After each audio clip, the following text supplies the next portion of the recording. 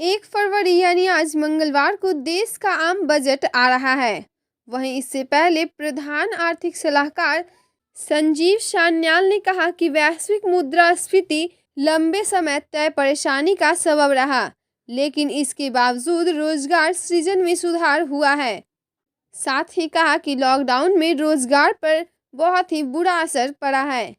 इस साल के आर्थिक सर्वेक्षण को तैयार करने वाली टीम को लीड करने वाले संजीव सान्याल ने कहा कि कृषि और औद्योगिक क्षेत्र में हालात लगातार बेहतर हो रहे हैं।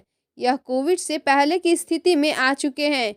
संजीव सान्याल ने कहा कि कृषि और औद्योगिक क्षेत्र कोविड से पहले के स्तर से काफ़ी ऊपर है।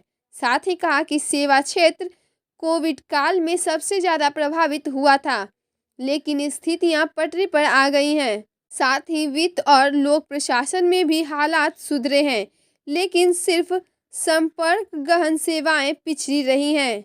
बढ़ती कीमतों के मुद्दे पर संजीव सान्याल ने कहा कि वैश्विक मुद्रास्फीति एक ऐसा मुद्दा है जो कई उभरती अर्थव्यवस्थाओं को प्रभावित कर रहा है।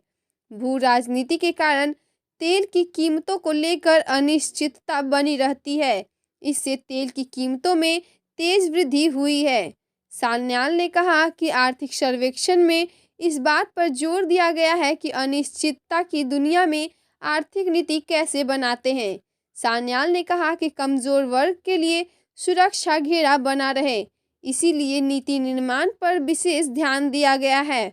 भारत में बेरोजगारी एक बड़ा मुद्दा है। इसे लेकर संजीव सान्याल ने कहा कि रोजगार सृजन पर अक्सर चर्चा होती रहती है।